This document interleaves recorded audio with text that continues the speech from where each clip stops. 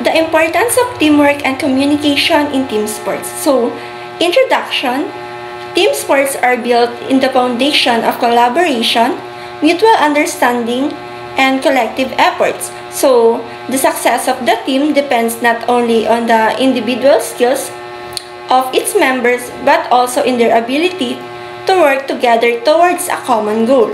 So, effective teamwork and communication play crucial roles in enhancing team performance. So, fostering trust and ensuring strategic execution in the field. So, on this video, malalaman nyo kung ano nga ba ang kahalagahan ng teamwork and communication kapag naglalaro tayo ng sports, especially ng team sports. And also, on this video, you'll further understand the role of teamwork and communication in team sports, the challenges in teamwork communication, and also the strategies to improve teamwork and communication. Enhancing performance is a well-coordinated team can execute.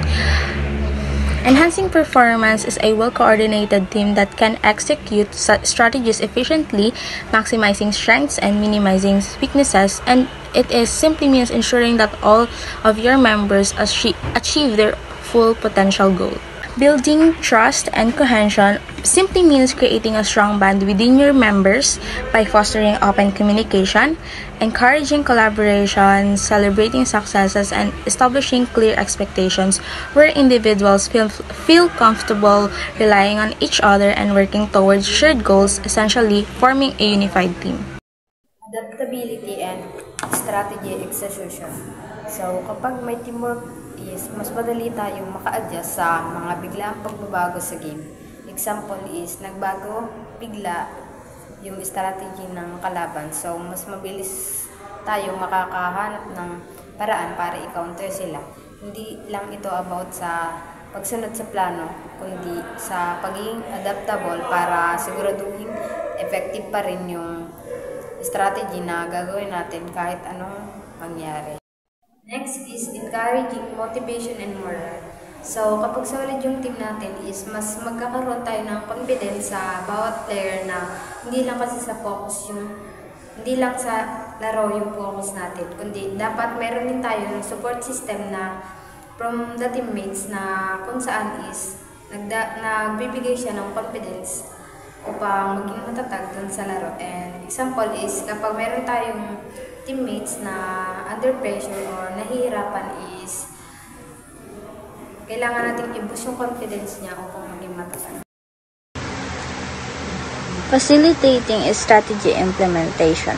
Clear and precise communication is crucial for ensuring the team's strategies are understood and executed correctly.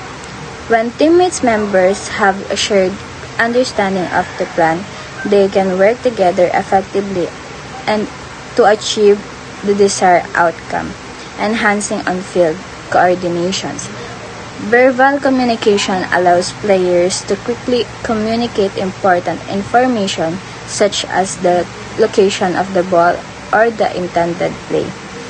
Non-verbal communication, such as hand signals and body language, can be used to supplement verbal communication and provide more subtle cues. By using both verbal and non-verbal communication, players can coordinate their movement and anticipate the actions of the teammates. This can lead to more effective teamwork and ultimately better performance on the field. Akin po is providing constructive feedback. Andito po sa pamamagitan ng malinaw at direktang komunikasyon, mas madaling tutukoy po yung mga areas na kailangang pagbutihin. Tapos yung mga feedback po mula sa mga coach at kapwa manlalaro ay nagbibigay ng konkretong idea upang mas maging effective po ang bawat isa sa laro. Sa minimizing errors po and misunderstanding, dito po sinasabi na kapag ang lahat daw po ay nagkakaintindihan, mas may iwasan po yung mga miscommunication po na maaaring humantong po sa mga error. Sa diskarte naman po, kailangan mag-execute upang malinaw yung kanilang communication sa isa't isa.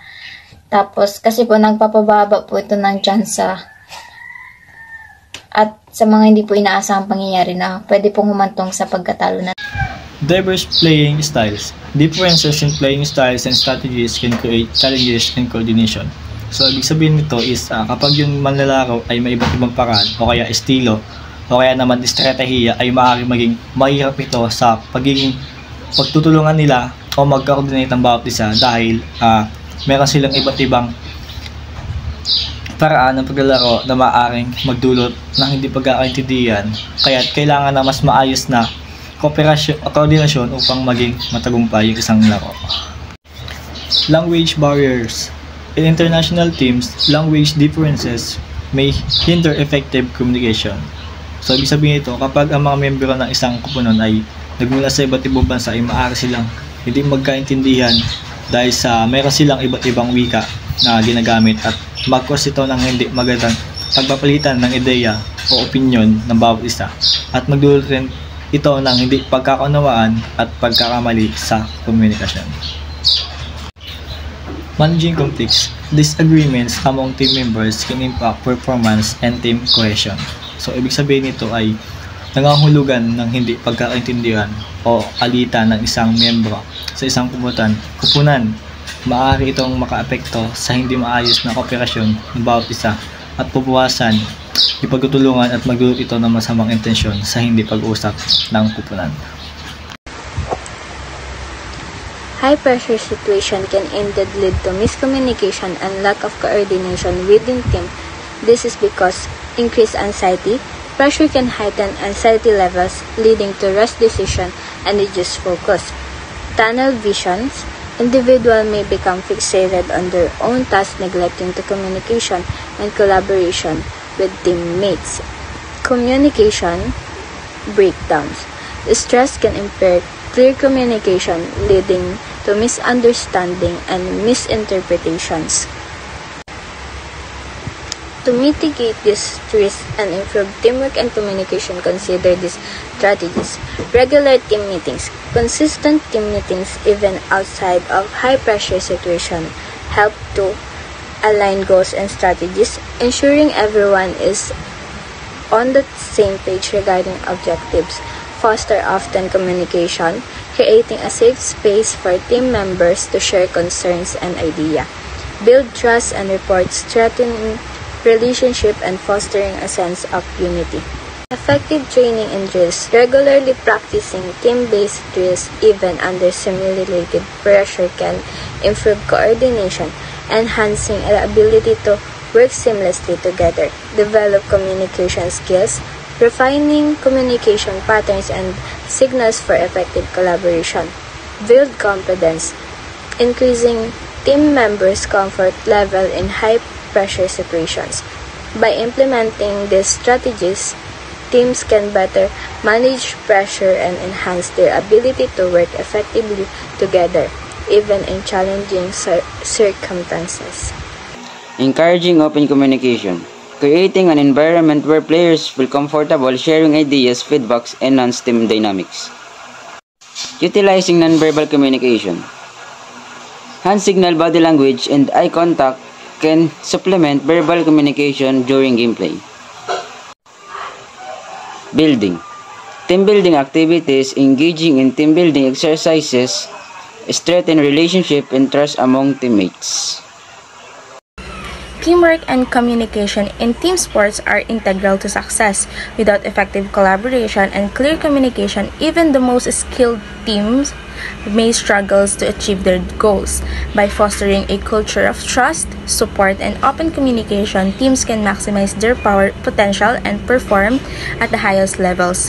Coaches, players, and even sports organizations should continually emphasize the importance of those elements to build a winning dynamic team.